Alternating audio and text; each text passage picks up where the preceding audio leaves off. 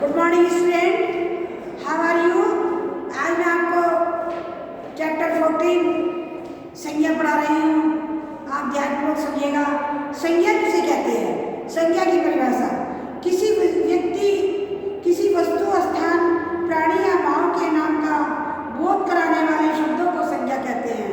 किसी वस्तु, स्थान, प्राणी या भाव के नाम का बोध कराने वाले शब्दों को संज्ञा कहते हैं। संज्ञा वस्तु में क्या क्या आता है? पुस्तक, पेंसिल, मेज, बर्तन, फल, कापी आदि। स्थान दिल्ली, आगरा, लखनऊ, पटना, लंदन, कनॉट प्लेस, चांदनी चौक आदि। प्राणी राजीव, बच्चा, हाथी, घोड़ा, शेर, बिल्ली, सांप, तोता, कबूतर, चिड़िया, भेड़, हिरण, लड़का आदि। भाव बचपन, बुढ़ापा, सुंदरता, मिठास, खट्टा, मित्रता, शत्रुता, अच्छाई, बुराई, गर्मी, सर्दी, प्यार, लंबाई, चौड़ाई आदि। संज्ञा 3 प्रकार की होती है: व्यक्तिवाचक संज्ञा, जातिवाचक संज्ञा, भाववाचक संज्ञा। व्यक्तिवाचक संज्ञा जिस संज्ञा शब्द से किसी विशेष व्यक्ति, प्राणी, वस्तु या स्थान का बोध हो उसे व्यक्तिवाचक संज्ञा कहते हैं। जैसे भगत सिंह, रामायण, दिल्ली, हाथी, हिमालय आदि। जातिवाचक संज्ञा जिस संज्ञा शब्द से किसी प्राणी, वस्तु या स्थान की संपूर्ण जाति का बोध हो उसे जातिवाचक संज्ञा कहते हैं।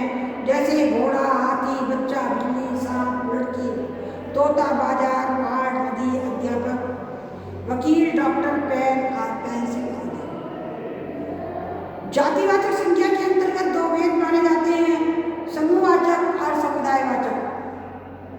जिस संज्ञा से वस्तु या जाति या व्यक्ति के समूह का बोध हो, दल, सभा, गिरोह, गुच्छा, मंडल, कुंज आदि। द्रव्यवाचक संज्ञा जिस संज्ञा से नाप तोल वाली वस्तु का बोध होता है: लोहा, दूध, सोना, तेल, पानी, चांदी आदि। भाववाचक संज्ञा जिस संज्ञा शब्द से किसी व्यक्ति, वस्तु, प्राणी आदि के गुण, दोष, स्वभाव, भाव तथा अवस्था का बोध हो उसे भाववाचक संज्ञा कहते हैं। इन्हें केवल अनुभव किया जा सकता है, इसलिए इन्हें भाववाचक संज्ञा कहा जाता है। जैसे मिठास, बुढ़ापा, सर्दी, सुंदरता, मित्रता, अच्छाई, बुराई आदि। भाववाचक संज्ञाओं की रचना।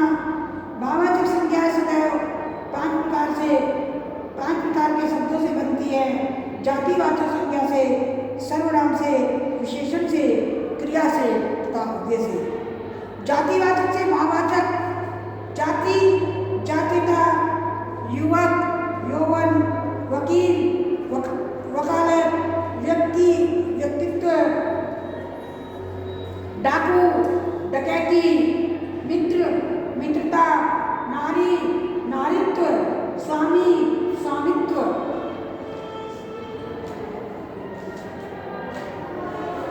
स्त्री, स्त्रीत्व।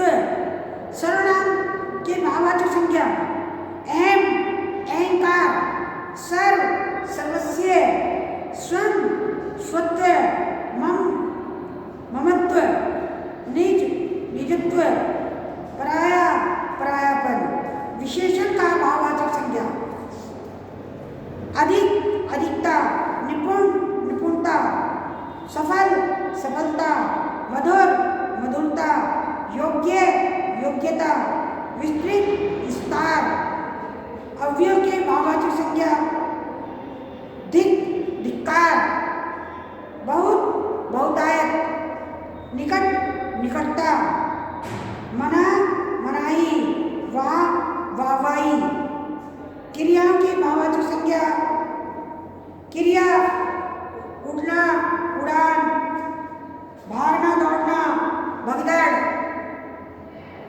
रहना, रहन सहन, छोड़ना, छूट, देखना, भालना, देखभाल, सजाना, सजावट, पूजना, पूजा, लेन देन, लेना देना,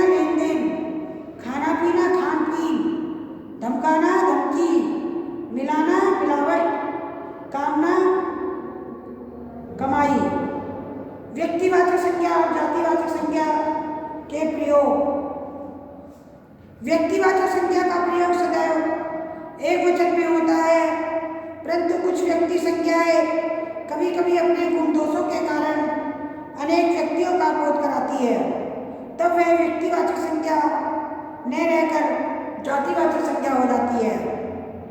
आज के युग में तो हरिश्चंद्रों की कमी नहीं है। आज जयचंदों के कारण देश का भारी नुकसान उठाना पड़ रहा है। इन वाक्यों में हरिश्चंद्र जयचंद व्यक्तिवाचक संज्ञाएं नहीं है। यहाँ हरिश्चंद्रों सत्यनिष्ठा तथा जयचंदो विश्वासघातों के अर्थ में प्रयुक्त हुआ है, अतः यह जातिवाचक संज्ञा हो गई है। जातिवाचक संज्ञाओं का व्यक्तिवाचक संज्ञाओं के रूप में प्रयोग, जिस तरह व्यक्तिवाचक संज्ञा जातिवाचक के रूप में समान प्रयुक्त हो जाती है, उसी प्रकार कभी कभी जातिवाचक संज्ञा व्यक्तिवाचक संज्ञा के रूप में प्रयुक्त हो जाती है। जैसे पंडित जी भारत के पहले प्रधानमंत्री थे, पंडित जी जवाहरलाल